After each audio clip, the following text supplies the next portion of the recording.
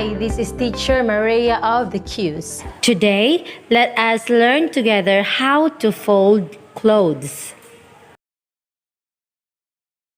Let us follow the steps.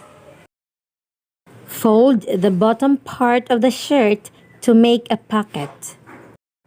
Make sure it is equal. Flatten or smooth out any wrinkles of the shirt. Fold in both sides of the shirt towards the center.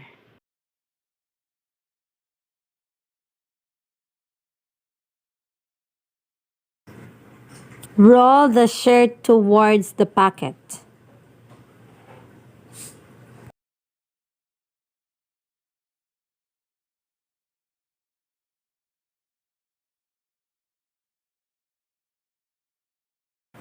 Insert the rolled part in the pocket.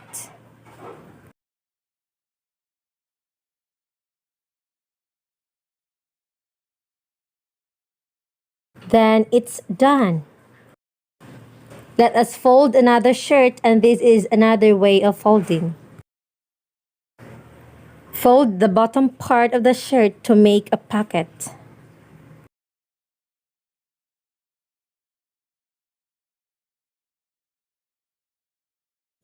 Flatten or smooth out any wrinkles.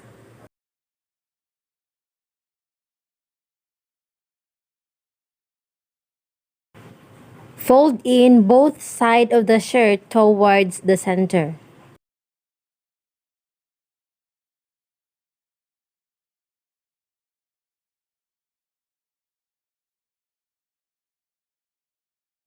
Fold the shirt towards the pocket.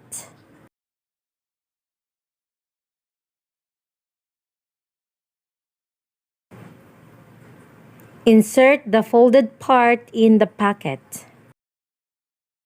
And it's done. In Luke 1:37, it says, "For with God nothing shall be impossible."